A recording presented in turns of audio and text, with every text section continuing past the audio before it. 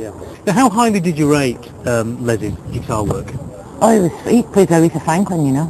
Ooh. Yeah, he played at the Hammersmith Odeon with Aretha Franklin. And the guys from Atlantic, a guy called Phil Carson, he asked Leslie, he said, you're a great guitar player, Leslie. I think you'd be the only person that could back Aretha. Because he knew that Leslie was working with me, you see.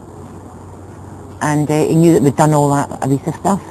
And we were working in the American bases in Germany. And Leslie got the gig, and I went to see him. He was playing Aretha. I was babysitting Aretha's kids up in Hampstead while Leslie was playing on stage. Well, who do you think Leslie's influences were for his guitar playing? Oh, from Big Bill Broonzy to... he loved... he respected Pete Townsend a lot. He said he was very underrated as a guitar player. The Django Reinhardt, Eddie Cochran, I mean, wide variety of people. Right, so you decided obviously to continue, and for the next album, On Tenuous Performance, you recruited Jimmy McCulloch from Thunderclap Newman, yes, who later went on to join Paul McCartney's Wings. Yes. What did you think of his input to the band? Well, Jimmy came towards the end of that album. We'd almost finished that album before Leslie died. We'd almost finished it. And Colin wrote a song for Leslie that finished the album called Sunset Cowboy, and Jimmy played in that track. But Jimmy was good, he was great, but he still wasn't Leslie, do you know what I'm saying? It was a situation really where he was a very hard act to follow, wasn't it? Yeah, absolutely. That's exactly what it was. At what point did you realise that Stone the Crows had gone as far as it could? Well, the thrill had gone, really. You know, like writing songs and musically, it just wasn't the same as what it was. And we did try our best after Leslie died. We did try our best. And we decided just to, you know, we'd had enough, really. I wanted a break. And I went to a little island called Gozo in Malta with some friends, and I just chilled out there for about 6 months and just, you know, got myself together, really. And I come back, and Peter Grant said, well, do you still want to continue singing? And he's like a father figure. I said, of course I do. He said, well, we're going to make a solo album. What do you think about that? And that's how Queen of the Night. And after that, Suicide Cell came along. Now, you worked with Atlantic's record producer Jerry Wexler for the '74 album Queen of the Night. You must be really proud of that album. Oh, fabulous. I mean, the musicians is incredible. And Sammy Cahn's son, Steve Cahn, but with a K, his son played guitar in that album. Cornell Dupree played in the album. Les Paul from the Les Paul guitar, Gene Paul, he produced that album, engineered the album, should I say. So it was a great, great time in my life. It was wonderful. And you sounded in particularly good voice on that album as well. Well, with those people, I mean, Jerry said, just go and do your homework. And I'd go into Atlantic Studios in New York and just go in and most of those songs were done in first take. That's, honest to God, most of those songs were done in first take. That's strange, because I was going to say, do you think you had more time working on your vocals after Stone the Crows? But obviously it was the reverse. No, do you know what it took me back to? It reminded me of, like we were speaking about, I worked with a 32-piece orchestra in Glasgow. I've worked with the London Philharmonic Orchestra. I did the Tommy album at the Albert Hall. When you go in there and you play, there's such power behind you, all you've got to do is just sing your heart out. Yeah, and do you think you had a lot of confidence at that point? I mean, do you think you were on top of the game at that point? Well, I thought I must be an okay singer if Jerry Wexler wants to produce me. I mean, let's see. Yeah. I mean, it sold very well, didn't it? Yes, it did. I think it went to number 11 in the charts in America. Yeah.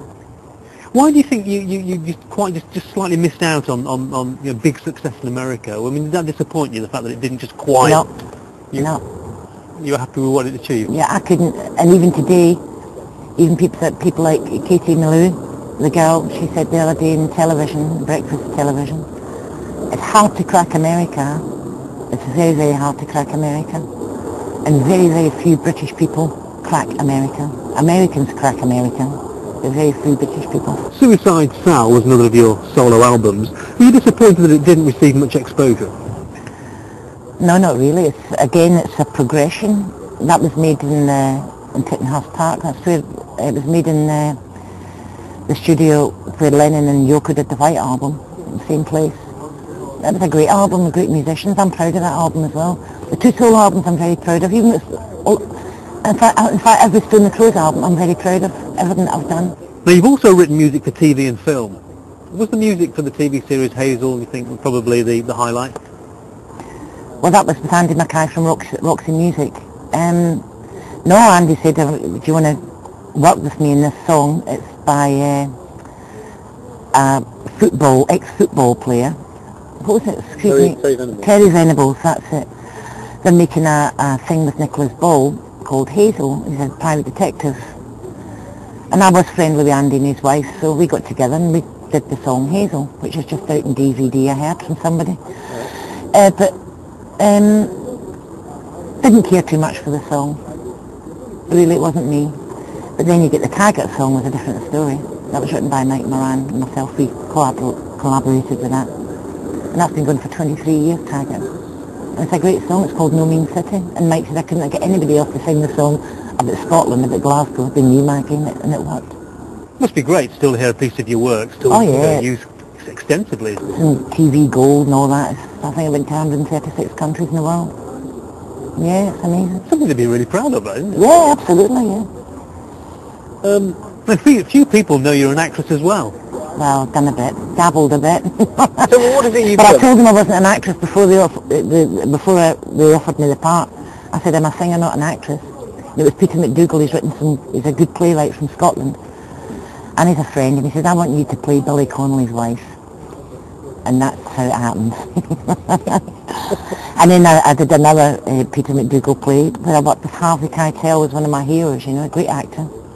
And it was about the Polaris base, about what happened there. And I was working in the Polaris base, so I knew all those areas where we were filming for that, down by the Buffalo Room it was called. And I actually played in those places. And I went back to that place 30 years later. I played with the Kinning Park Ramblers with Leslie's band and my first band, and I went back and recorded that thing where Harvey Keitel walked into the club, and I'd played there before. That was bizarre. That was strange. So, I mean, at the point that you were doing a bit of acting, were you thinking, yeah, I think I'll have a... No, never. You never thought that was a different road I want to take? No. So it was always a secondary career? It's amazing the people you meet when you do something like that. I mean, they said, oh, you've sung the song for a Taggart, would you like a part in it? And I played a woman called Euphemia Mackenzie, who read Crystal Balls, and the two young boys that come up to Loch Lomond to beat me up was John Hannah from Four Weddings and a Funeral. And meeting all these different people that I worked with, it was a bonus, it was incredible. But never ever an actress. It's like saying, but always a bridesmaid, never the bride. No, I could never ever. Nervous as hell with that. I could sing in front of thousands, it wouldn't bother me. I wouldn't bat an eyelid. But it's nice to achieve what you have within that. Well. Now your hit with B.A. Robertson was a cover of the old PJ Proby hit, Hold Me. Now whose idea was it to record that? And were you a friend B.A. Robertson. Alright, and were you an actual friend of B.A. Robertson? Well, he came to my house in Barnes many years ago, and he was doing a documentary about Alex Harvey. And we got on really well together, him and I, and he said, about 3 weeks later, he said, I've got a song I think you and I could do. And it was a number 10 in the charts. And Paul Jones played the harmonica on it. When it happened, it was bizarre, but... Did you enjoy it? Yeah, why not, yeah. Different. So what type of audiences come to see Maggie Bell these days? Well, there's a lot of baby boomers. But they're bringing their kids. So now we've got a new audience. Like people come up to the end of Colin and I, our band, British Blues Quintet, they come up and say, where were you people? Where did you come from? You know, how do you sing like that? Young musicians up and coming. And it's wonderful for us, it's great. I mean, we did the Edinburgh Festival a couple of weeks ago and it's been a storm. We've been to Italy, we're just starting off with this band and enjoying every minute of it. Well, let's put it this way, 30 years on, there's still people coming out to see me. I can fill a hall. I must have done something right. And finally, what other projects have you got lined up for the future? With the band BBQ, we're going to record. We have to record because I haven't recorded anything yet. And go on from there, really, from strength to strength. It's been great talking to you. Thanks very much. Thank you very much. Thanks.